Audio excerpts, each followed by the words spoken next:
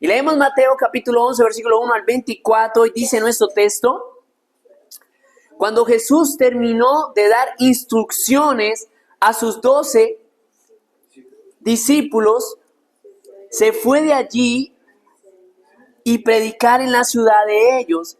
Y al oír Juan en la cárcel los hechos de Cristo, le envió 2 de sus discípulos para preguntarle: ¿eres tú el que había de venir o esperamos a otro?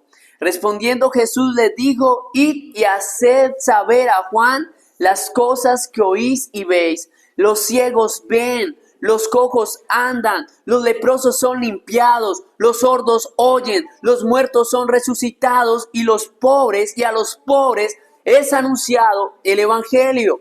Y bienaventurado es el que no halle tropiezo en mí.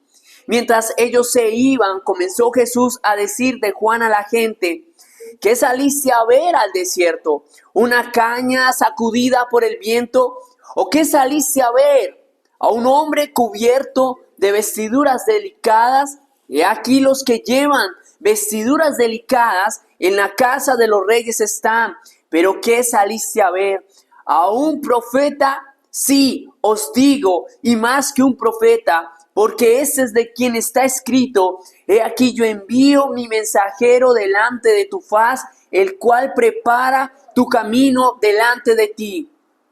De cierto os digo, entre los que nacen de mujer no se ha levantado otro mayor que Juan el Bautista, pero el más pequeño en el reino de los cielos mayor es que él. Desde los días de Juan el Bautista hasta ahora, el reino de los cielos sufre violencia y los violentos lo arrebatan, porque todos los profetas y la ley profetizaron hasta Juan. Y si queréis recibirlo, él es aquel Elías que había de venir. El que tiene oídos para oír, oiga.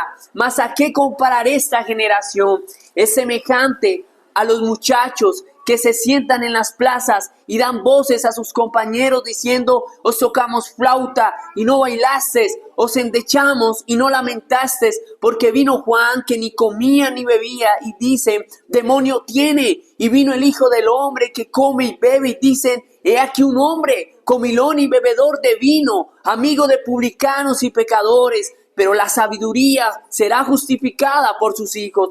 Entonces comenzó a reconvenir a las ciudades en las cuales había hecho muchos de sus milagros, porque no se habían arrepentido, diciendo: ay de ti, Corazín, ay de ti, Betsaida, porque si en Tiro y en Sidón se hubieran hecho los milagros que han sido hechos en vosotros, tiempo ha que se hubieran arrepentido en cilicio y en ceniza. Por tanto os digo que en el día del juicio será más tolerable el castigo para Tiro y para Sidón que para vosotros.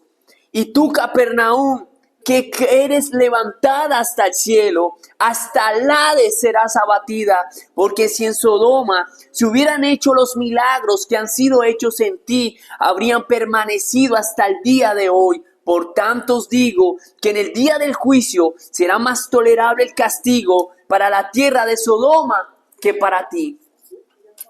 Mis hermanos, el tema de esta mañana es que Dios sigue llamando a los pecadores al arrepentimiento por medio de sus predicadores. Pero aquellos que no atienden a la predicación del evangelio serán condenados. Miraremos este texto en 2 puntos. Como primer punto a mirar, Dios envía a sus heraldos para que crean al evangelio y no tengan excusa el día del juicio. Es ahí el versículo 10, he aquí yo envío mi mensajero delante de tu faz, el cual prepara tu camino delante de ti. Y como segundo punto a tratar, el juicio para los que no creen al evangelio. Es ahí del versículo 22, por tanto os digo, versículo 24 que digo, por tanto os digo que en el día del juicio será más tolerable el castigo para la tierra de Sodoma que para ti. Por tanto, mis hermanos, he titulado esta enseñanza: condenación para los que no atienden al mensaje del Rey. Siendo así, damos inicio al primer punto. Mis hermanos, el gran deseo de Dios es que el evangelio sea predicado por todo el mundo. Y Él nos ha hecho partícipes a ti y a mí de ese gran deseo. Juan el Bautista ha sido un heraldo de Dios para anunciar el mensaje del Rey. Pero el mundo en este contexto lo ha aborrecido. Y ahora en este pasaje, Juan se encuentra en la cárcel. Y a pesar de que el mundo sea tan hostil, el versículo 1, estamos viendo cómo el Rey sigue teniendo misericordia por este mundo que es caído, hermanos. Y el Señor muestra su misericordia tan grande que a pesar de que este mundo ataque a la iglesia, vemos que mientras Juan está preso, el Señor está preparando a 12 discípulos, hermanos amados, más ejército de milicia. Pues dice el texto, cuando Jesús terminó de dar instrucciones a sus 12 discípulos, se fue de allí a enseñar y a predicar en las ciudades de ellos. Este pasaje, hermanos, da esperanza a la iglesia, porque mientras un predicador es capturado, vemos como el Señor ya tiene más obreros para enviar a este mundo hostil. Cuando miramos, por ejemplo, Primera de Reyes, capítulo 19, versículo 10 hasta el 18, que mientras Elías estaba en medio de una persecución y él dice, oh Dios, solo yo he quedado. Y la respuesta del Señor es, no te creas que eres el único. Tengo 7,000 hombres que no han doblado rodilla a los dioses paganos. A veces creemos que los obreros son pocos, que la iglesia es poquita, que se está desapareciendo. Hermanos, eso es lo que ustedes pueden ver, el mundo puede ver. Pero el Señor tiene sus heraldos, tiene sus escogidos preparados para batallar con las huestes de maldad. El Señor, hermano, nos está mostrando que dice que Él les da instrucciones a sus discípulos, pero ¿qué hace el Señor? ¿Qué hace el Maestro? ¿Sigue predicando en dónde? ¿En las sinagogas? ¿En la iglesia? ¿Qué dice el versículo 1? Sale a predicar ¿a dónde? A las ciudades, a las calles. El Señor no se enfocó en un templo, queridos hermanos. Su ministerio, su predicación era en las ciudades, era en las calles. La iglesia tiene la gran misión de llevar el mensaje, queridos hermanos, al mundo. Por tanto, la iglesia no puede quedarse solamente en 4 paredes. El deber de la iglesia no es tener un pastor que cuida de una iglesia hasta que ésta se haga más enorme y coger un poco de gente y meterla y mantenerla ahí reunida. Ese no es el enfoque de la iglesia. El deber de una iglesia mientras ésta crece es preparar obreros para enviarlos a otros lugares, para extender el evangelio. La iglesia es un centro de operaciones que capacita discípulos para enviarlos al mundo, para predicar el evangelio al mundo. Si una iglesia no está trabajando por preparar obreros, enviar pastores, brindando espacio de formación para que desarrollen los dones, los talentos que el Señor les ha dado, entonces dicha iglesia está pronto a desaparecer porque no está cumpliendo con la encomienda que el Señor les ha dado. Por tanto, la misión de la iglesia no es encerrarse y esperar a que las personas vengan, porque el Señor dijo que ir por todo el mundo. El deber de la iglesia es salir para que las personas puedan venir al Señor Jesucristo. Pues como dice Romanos, ¿cómo creerán si no hay quien les predique? Y la fe viene por el oír solamente, y el oír la palabra de Dios. Aquí vemos que la iglesia es dinámica, porque versículo 2, mientras vemos que Juan ya está en la cárcel, la iglesia no duerme, ya el Señor está preparando a otros 12. Gloria a Dios por eso. Pero también vemos que el rey es quien envía a sus obreros. El mismo rey que envía a los obreros es el mismo que los anima cuando ellos están en momentos de prueba. Me gustó la canción que cantaron ahorita, Noble Sostén. Dura la lucha, difícil la tarea, mas tú me dotas de tu gran poder. Gloria a Dios. Qué lástima que no se reprodujo la letra, ¿verdad? Pero hermanos, La tarea de predicar no es fácil. Sé que a muchos de mis hermanos que están acá han deseado que tal vez algunos amigos, vecinos sean cristianos, lleguen al Evangelio. Tal vez tú le has hablado de Cristo, tal vez tú has hecho todo lo posible para que ese esposo, ese tío, ese hijo, esa hija lleguen al Señor, pero aún son los días en que no han llegado, en que aún sus corazones parecieran no ser sensibles a la voz del Evangelio. Y a veces esto pareciera desalentar el corazón de si verdaderamente eres buen predicador o qué es lo que pasa contigo, que te preguntas, pero ¿qué pasa conmigo? ¿Por qué la gente no atiende al mensaje cuando les predico? Y en el versículo 2 nos muestra que predicar el Evangelio a veces no es tan fácil y que puede venir desánimo en nuestras vidas por dar el mensaje a otros, el Evangelio a otros. En el capítulo 3, queridos hermanos, habíamos visto a un Juan Bautista, un hombre decidido, un hombre firme que predicaba a Cristo con tanta determinación. Pero ahora lo vemos en el versículo 2, desanimado, desalentado.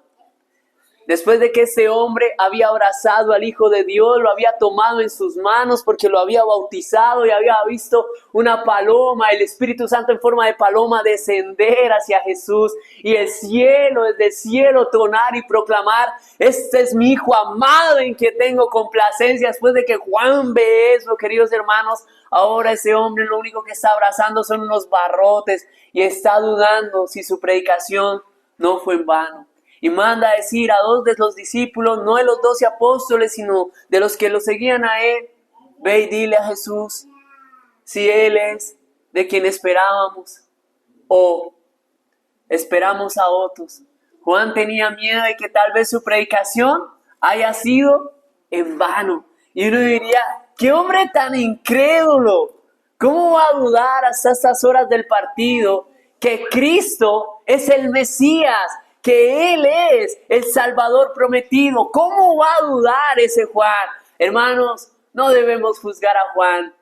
Los hijos de Dios a veces pasan por situaciones difíciles que a veces parece que la fe les llega a tambalear por un momento.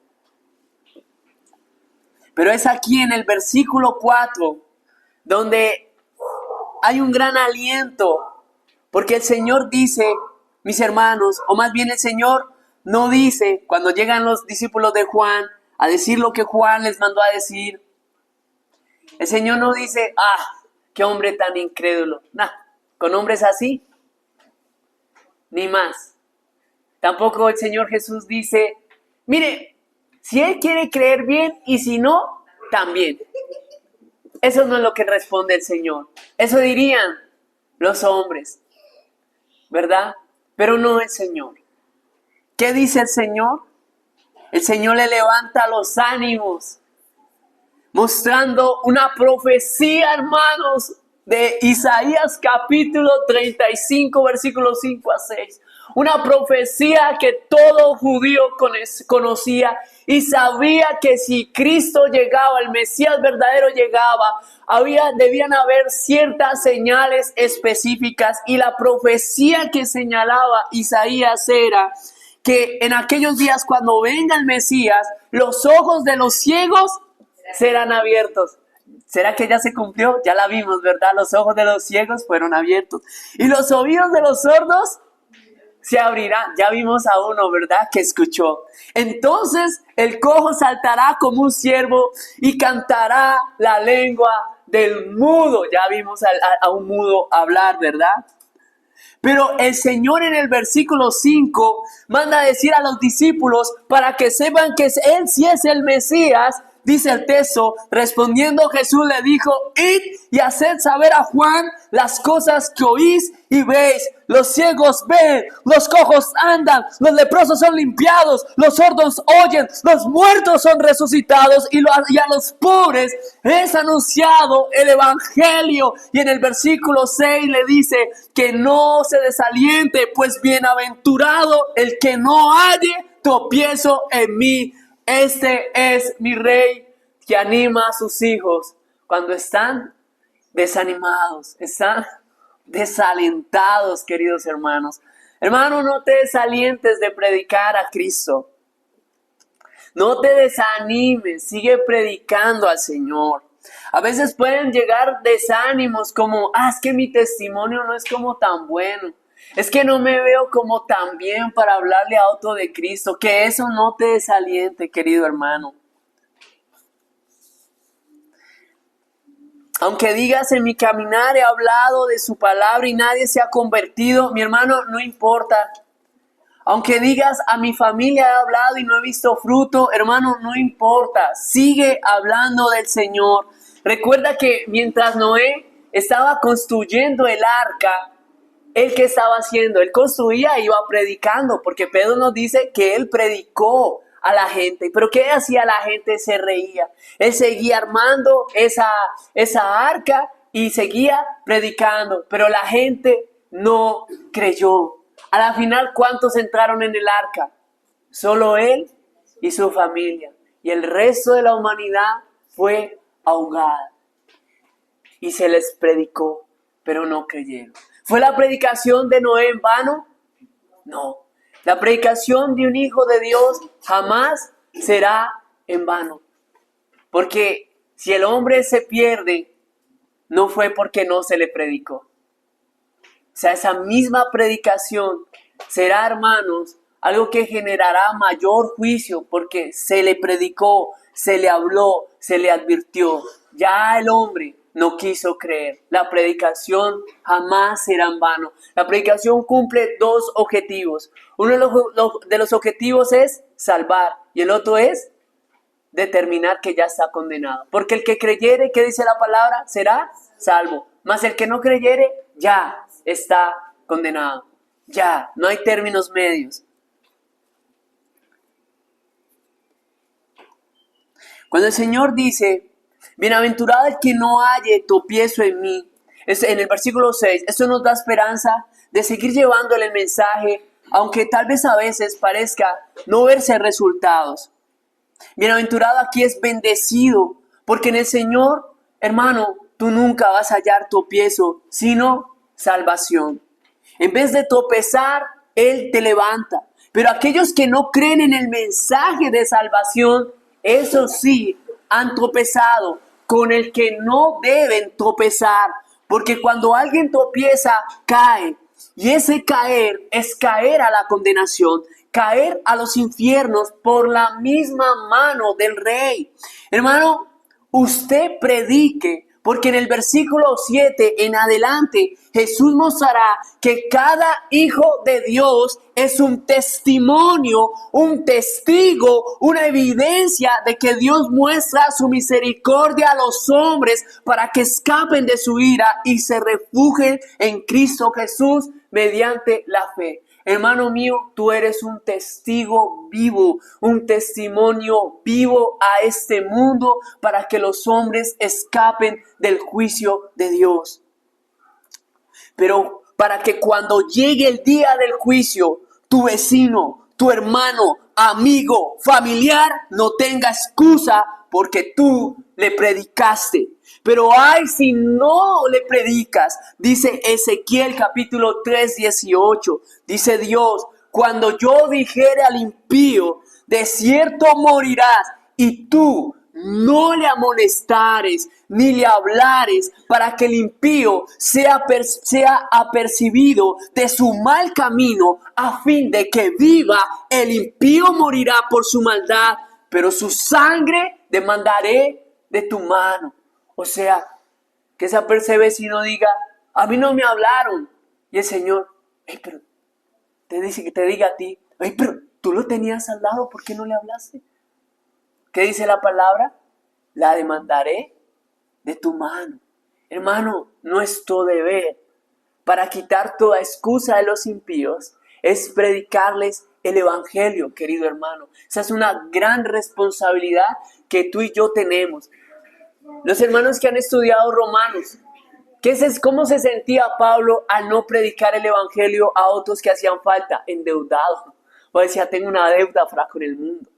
Hermano, seguramente tú tienes una deuda con tu vecino. A veces pensamos, tengo deudas, plata que pagar, la cuota que pagar, el crédito que pagar, El gota a gota. Uy, no, hermano, un cristiano que mete en gota a gota terrible. Uy, no, no, no, no, no. Pero hermanos, que pienses en la deuda que tienes que pagar con el Señor de predicarle el Evangelio a tu vecino, a tu amigo. En este momento haz memoria. ¿Hay algún familiar que aún no le hayas predicado? En el trabajo, ¿cuánto tiempo llevas? ¿Ya le predicaste a tu jefe, a tu compañero? Haz memoria. Porque hermano, esa es responsabilidad tuya. Por algo el Señor te puso ahí. Por algo el Señor te está permitiendo que te lo cruces en el camino. Por algo, hermano amado. Ten compasión de Él. Ten compasión de ese jefe. Ten compasión de ese compañero. Ten compasión y háblale al Señor. No sea que esa sangre, Señor, en el día del juicio te la demande a ti. Sal de esa deuda. Órale al Señor. Dile, Señor, permíteme tener el coraje, permíteme tener el tiempo de que yo pueda hablar de Cristo a esa persona. Y el Señor, Él es bueno. Él te capacitará para que lo hagas. Porque ¿quién capacita a los siervos? El Señor.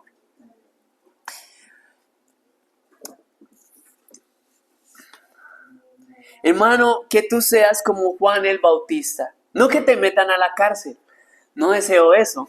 Sino en predicar el Evangelio, en ser heraldo, ser un testimonio vivo, enviado de Dios al mundo, diciendo a esta generación que Cristo salva, que el día del juicio se acerca, que todos los que te rodean puedan verdaderamente escuchar de ti esta gran verdad.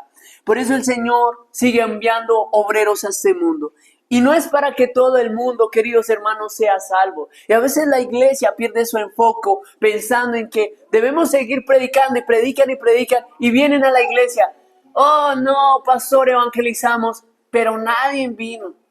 Y entonces se desaniman y ya no siguen evangelizando, predicando a otros porque nadie vino. Y creen que ese trabajo fue en vano. Eso no fue en vano, hermanos. Eso no fue en vano. Hubo algo de bendición y se está mostrando que la iglesia está haciendo su deber y su encomienda que el Señor le ha dado. Hermanos, nada de lo que la iglesia haga va a ser en vano respecto a la predicación del Evangelio. Por tanto, mis hermanos, no te enfoques tanto en salvar, enfócate en predicar.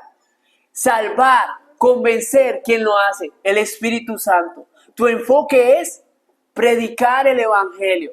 En la Biblia, el libro de los Hechos, así pensaba la iglesia primitiva. Iban por un lugar, predicaban y veían que personas creían en Cristo, se quedaban 1 año, 3 meses enseñando fuertemente las Escrituras de manera intensiva, preparaban obreros, iban a otro lugar y predicaban. ¿Creíste? Bueno, bien. No creyó, el que sigue. No creyó, el que sigue. Y así sucesivamente, predicando el Evangelio de Jesucristo. Hermanos, debemos predicar el mensaje. El Señor no está diciendo ir por todo el mundo y que todo el mundo sea salvo, porque sabemos que no todo el mundo se va a salvar. Pero lo que sí hay que hacer es ir por todo el mundo y ¿qué? Y predicar el Evangelio. Lo que sí se debe hacer como iglesia es predicar el mensaje de salvación. Y cuando el mensaje sea predicado a toda la tierra, ¿qué va a pasar, hermanos? Dice que será el fin. O sea, ¿cuándo llegará Cristo? Cuando el Evangelio sea anunciado por todo el mundo. Ahí llegará Cristo. ¿Quién quiere que Cristo venga, hermanos? Amén. Gloria a Dios. Si queremos que Cristo venga, hermanos, como iglesia, aceleremos su venida. Prediquémosle al mundo el Evangelio. Esa era la mentalidad de la iglesia primitiva. Predicaban y predicaban porque deseaban pronto la venida del Señor. Y a veces pareciera en algunos hermanos que el Señor no quiere que el Señor venga. Hermano, anhela que el Señor venga. Recuerda, tú no eres salvo por obras, eres salvo por la fe en Él, puedes estar tranquilo. Anhela que el Señor venga. Por tanto, si anhelas que el Señor venga, predica el Evangelio de Cristo. Predícalo con ganas, hermanos. ¿Ustedes recuerdan la parábola de una oveja perdida, un hijo perdido y una moneda perdida? Hay que buscar a esos perdidos. Ahora, como segundo punto, el juicio para los que no creen al mensaje del heraldo. En el versículo 7 de este pasaje, ahora las cosas se ponen serias, mis hermanos. El rey ahora junta a la multitud y anuncia un juicio severo por no haber creído al mensaje que han dado los heraldos, en este caso Juan. Y hermanos, para cuando el Señor venga, los hombres no tendrán excusa. Porque el Señor les está reuniendo aquí la multitud y les está diciendo, bueno, ¿por qué no han creído? No hay excusa porque Juan el Bautista les predicó. Así será en el día del juicio. La gente no va a poder decir, o los incrédulos no podrán decir, es que nunca escuchamos el mensaje, porque Romanos capítulo 8, versículo 18, tronará ese día, pues dice su palabra, pero digo, ¿no han oído? Antes bien, por toda la tierra ha salido la voz de ellos y hasta los fines de la tierra sus palabras, para que nadie tenga excusa. Ahora el rey en el versículo 7 les dice a los hombres que él les envió un profeta. Comenzó Jesús a decir de Juan a la gente, ¿qué saliste a ver al desierto? Noten esto, el Señor antes de mandarles la condenación, les dice, miren, no me van a salir, que no estaban enterados, que no estaban advertidos, porque ¿qué saliste a ver al desierto? O sea, yo envié un profeta. Una caña sacudida por el viento. Algunos comentaristas dicen que esta mención hace recordar la hierba de caña que crece en el río Jordán, donde Juan el Bautista predicaba. Estos tallos de caña, queridos hermanos, son débiles y delgados y abundaban en todas partes. Pero decir que alguien era una caña cascada por el viento es querer decir que era alguien que no tiene importancia. Pero versículo 8 el Señor les dice, ¿qué saliste a ver? ¿A un hombre cubierto de vestiduras delicadas? He aquí que los que llevan vestiduras delicadas en la casa de los reyes están. Hermanos, Juan no era alguien de vestiduras delicadas. En la casa de los reyes, los que visten de manera muy fina, pues allá es donde están. Juan no era un hombre que tenía dinero para vestir de tal manera. Pero la pregunta es, ¿por qué el rey les habla de las vestiduras de Juan? ¿Qué importancia tenían los vestidos de Juan? ¿Qué importancia tenía la forma en la que Juan se vestía, queridos hermanos? Hermanos, resulta y pasa que esto que el Señor está diciendo de las vestiduras de Juan es para mayor juicio. Pues las vestiduras de Juan era una señal profética que anunciaba que él era el Elías que había de venir. Elías, mis hermanos, fue un profeta en el Antiguo Testamento y el pueblo de Israel esperaba a este profeta. Elías, por ejemplo, en Reyes capítulo 1, versículo 16, hizo que cayera fuego del cielo y 2 ejércitos de 50 ejércitos militares fueran consumidos por el fuego. Le dijeron, oh varón de Dios, le decía un comandante del ejército, ve que el rey te llama. Él dice, si soy varón de Dios, que caiga fuego del cielo. Y fuego del cielo caía, hermanos, y consumió 2 ejércitos de 50. Por las palabras de Elías. Y varias señales Dios hizo por medio de este siervo. En un caso, este siervo oró para que no lloviera y no llovió en la tierra. En otro caso, este siervo oró para que lloviera y llovió. Era un hombre a quien Dios usó mucho. Y ese hombre lo esperaba con ansias el pueblo judío. Pero ese profeta llamado Elías no era alguien que vestía de vestiduras delicadas. Segunda de Reyes, capítulo 1, versículo 8, dice que Elías era un hombre que tenía un vestido de pelo de camello y ceñía sus lomos con cinturón de cuero. Y vaya casualidad, ¿saben quién se vestía así también? Juan el Bautista se vestía con pelo de camello y cinturón de cuero. Eso lo vimos en Mateo capítulo 3, versículo 4. Y Juan estaba vestido de pelo de camello y tenía un cinto de cuero alrededor de su lomo, dice el texto. Y esto es para mostrarnos que Juan el Bautista sí era el Elías que había de venir. Ahora, esto no quiere decir, mis hermanos, que Juan el Bautista y Elías eran la misma persona. No, de ninguna manera. Era para decir que el mismo Espíritu de Dios que estaba en Elías era el mismo que ahora estaba en Juan el Bautista. Y si Juan el Bautista es el profeta y no entendieron o no atendieron al mensaje que él anunció, pues agárrense fuerte, queridos hermanos, porque viene el juicio. Malaquías capítulo 4, versículos 5 al 6, cuando dice: he aquí yo envío a mi profeta Elías, antes que venga el día de Jehová grande y terrible. Él hará volver el corazón de los padres hacia los hijos y el corazón de los hijos hacia los padres, no sea que yo venga y hiera la tierra con maldición. Entonces, Dios está irado, quiere derramar juicio sobre la tierra, pero antes de Dios hacerlo, primero ¿a quién va a enviar? A Elías.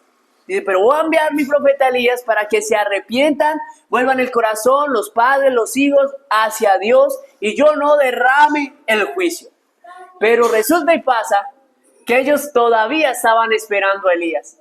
Y el Señor les dijo: no, Elías ya vino, y Elías es Juan el Bautista, por tanto lo que viene ya es la sentencia del juicio.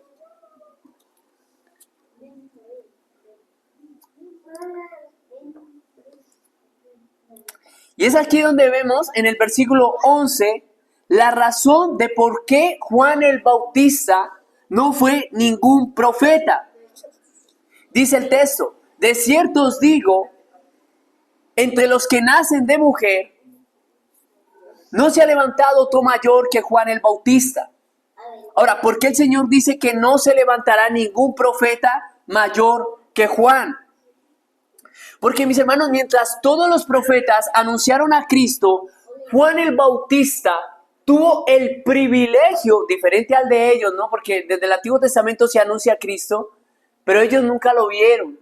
Pero Juan el Bautista fue el mayor de los profetas, porque fue el predicador, hermanos, más privilegiado, porque pudo presentar a Cristo de la manera más hermosa.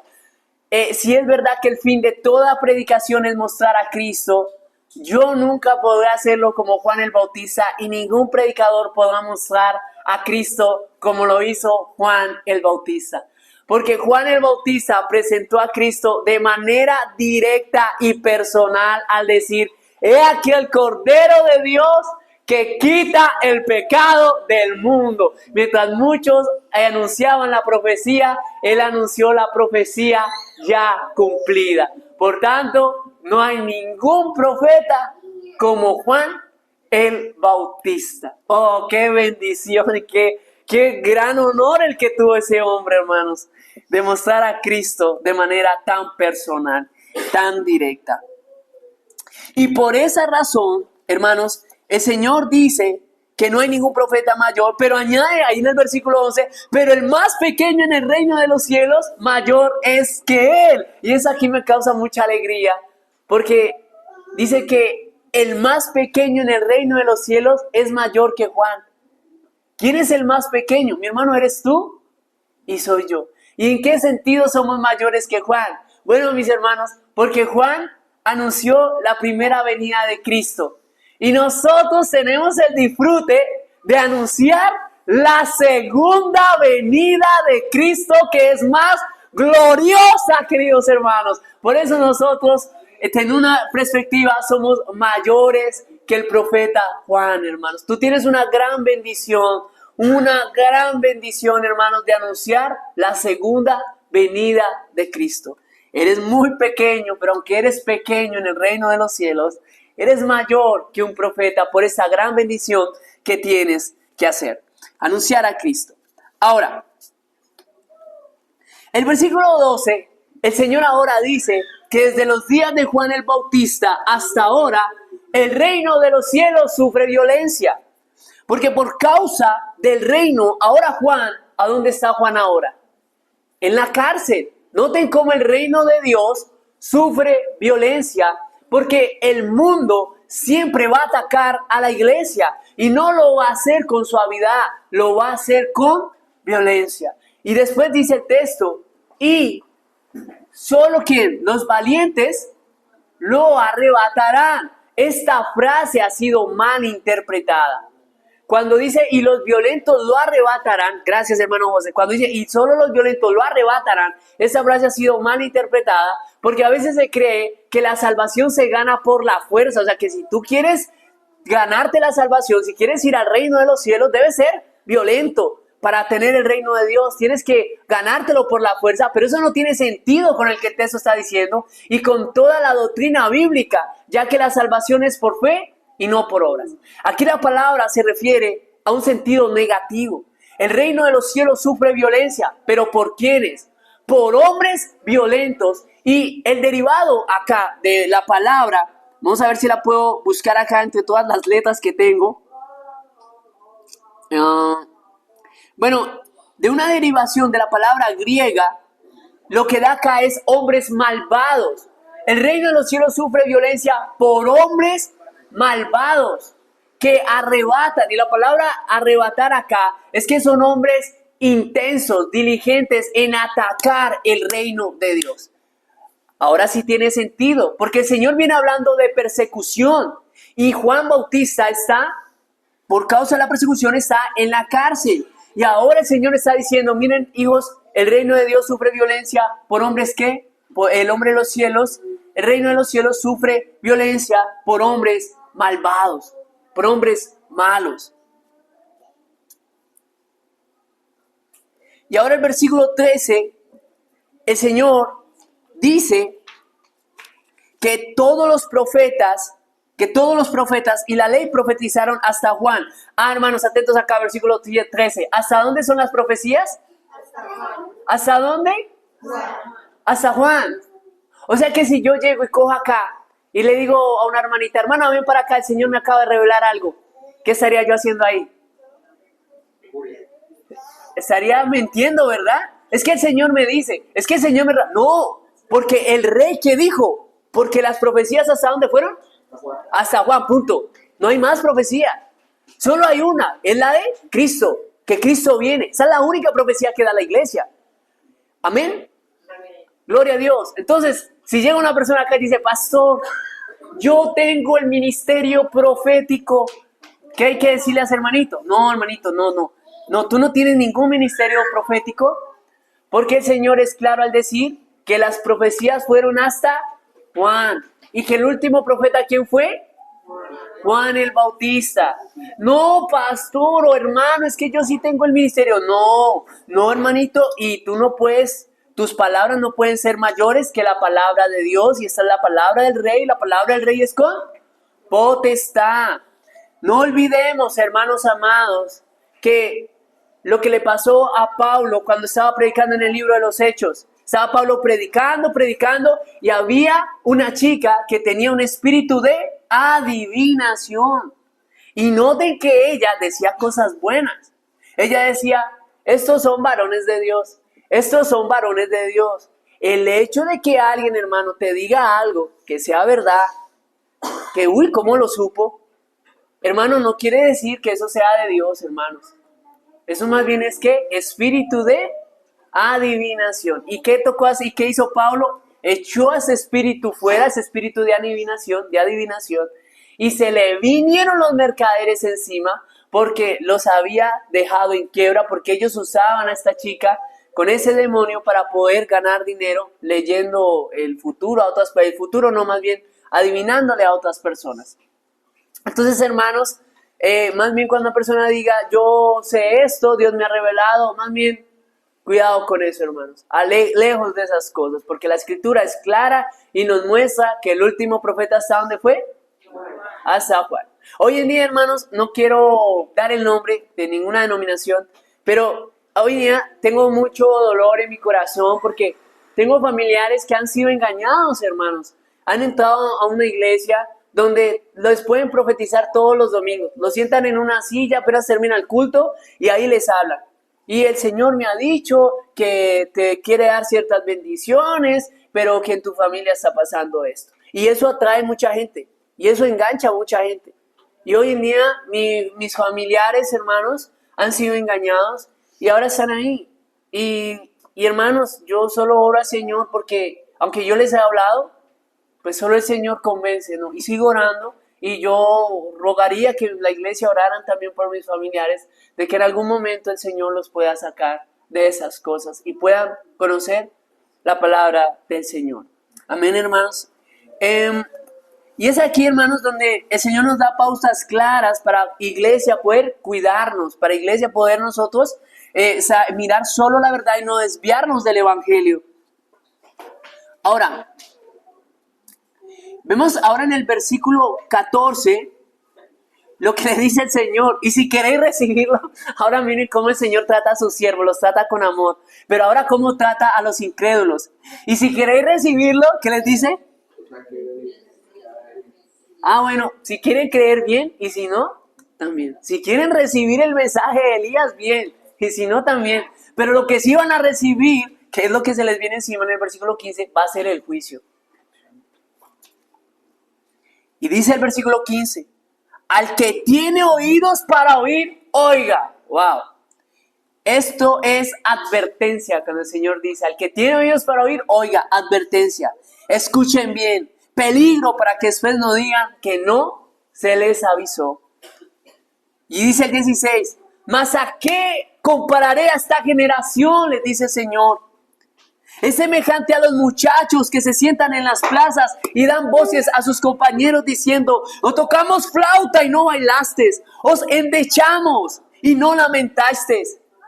Hermanos, ¿cómo entender este pasaje? Hermanos, este pasaje se entiende de la siguiente manera. Jesús está tomando un contexto cultural. Los niños en aquella época tenían de costumbre jugar en las plazas de mercado. Y los niños tenían la costumbre de jugar, por ejemplo, a las bodas. Entonces un niño decía, vamos a jugar a que tal y tal se casaban. Entonces uno empezaba con una flauta a hacer la música y los niños empezaban a bailar, a simular que estaban jugando, a que estaban en la fiesta de una boda. Pero de repente, como los niños se aburren del mismo juego, ¡ay, cambiemos, juguemos de otra cosa! Bueno, vamos a jugar al funeral, vamos a jugar a que tal persona se moría. Entonces un niño empezaba a endechar. ¿Qué era eso de endechar? Cantar canciones tristes para llorar. Entonces empezaban a cantar canciones tristes y los otros simulaban que lloraban, que estaban ahí llorando porque alguien se había muerto. Y así jugaban los niños de aquella época. Pero ¿qué pasa? Siempre están esos niños o ese niño malcriado que no juega porque tal vez no se está jugando lo que él quiere o no se está haciendo lo que él quiere.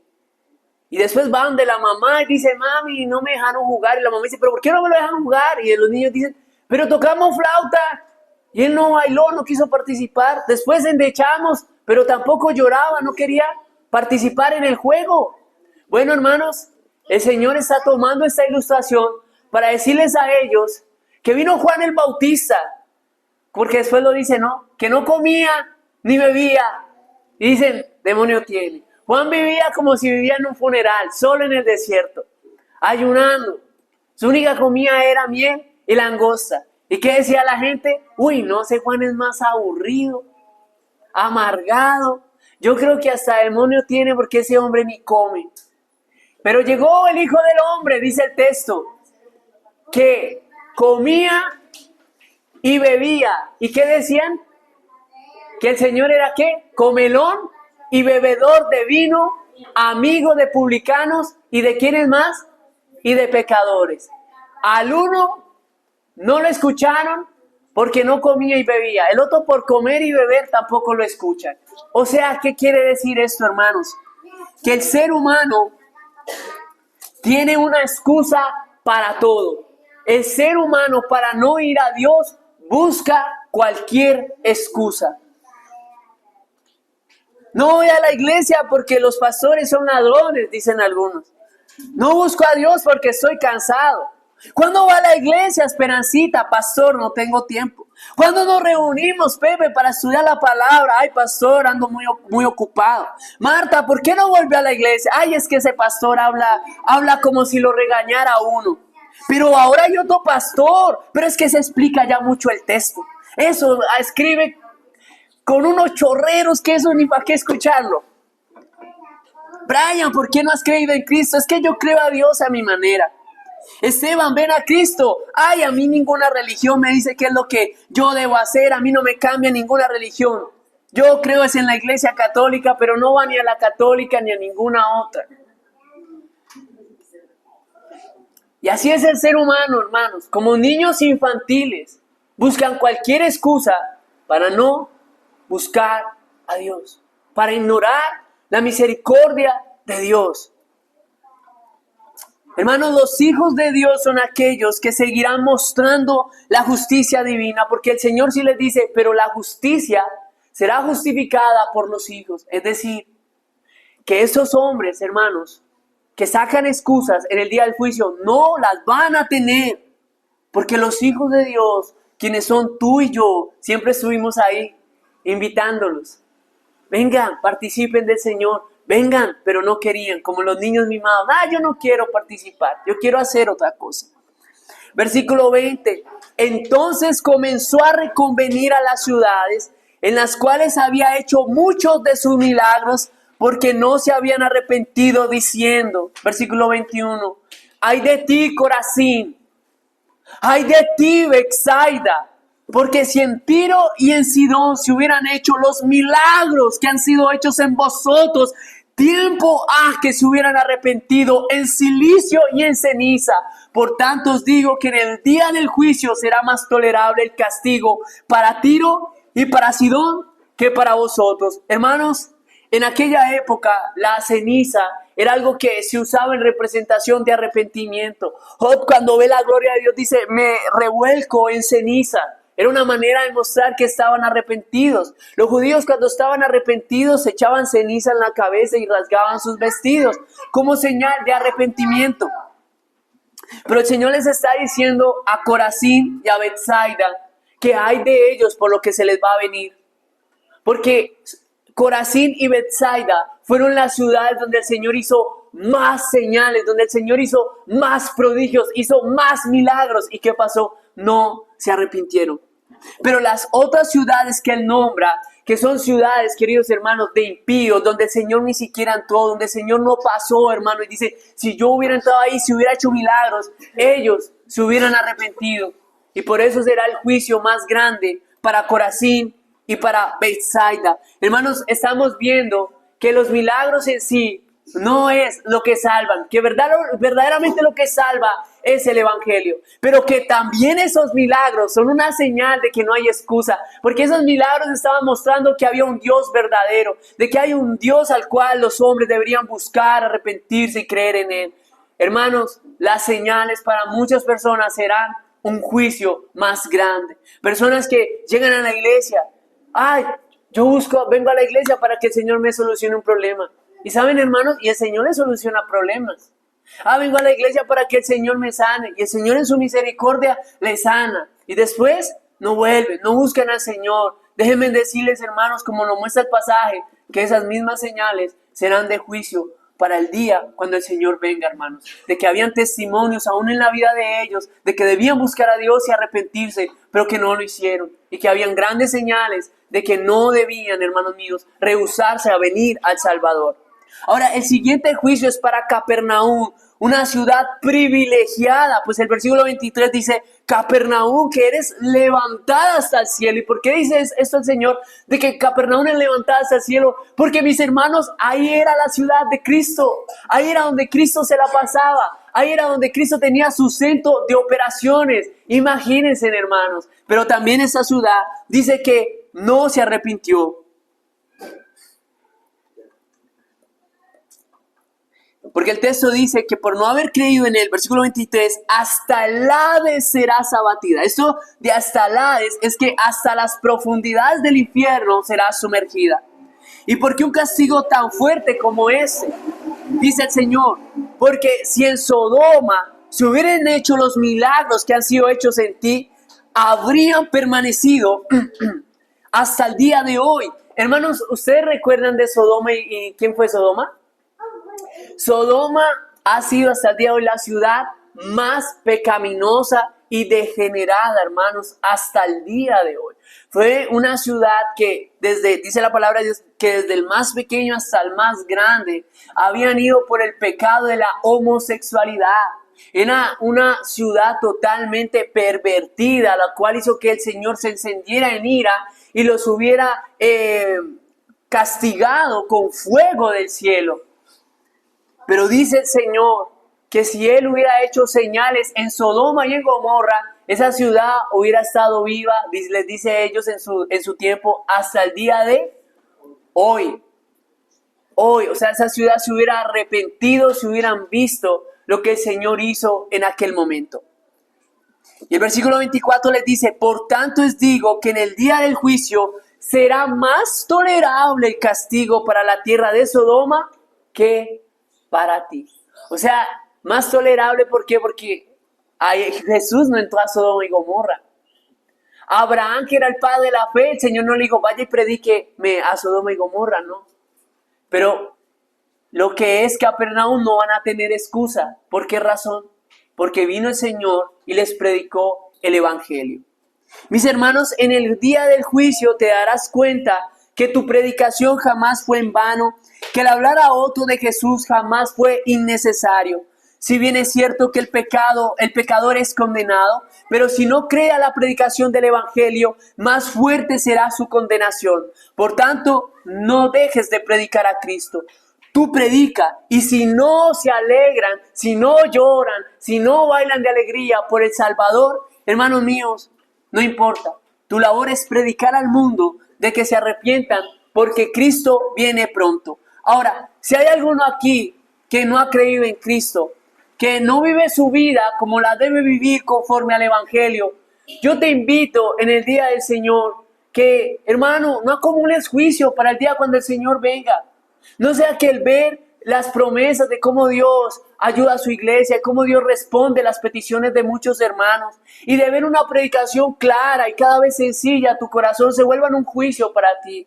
Toma tu vida en Cristo en serio. Ven a Él, cree en el Señor, escapa del juicio eterno y ven al amor que el Señor te brinda. Su misericordia y su gracia es tan grande para poder limpiar tu corazón y tu pecado y para fortalecer y darte vida en Él. Para que cuando el juicio de Él venga ese día, tú no entres en ese juicio, sino que puedas ver por la misericordia divina dada en Cristo que hay salvación y fe, porque solo por la fe el justo vivirá. Amén. Padre, te doy gracias por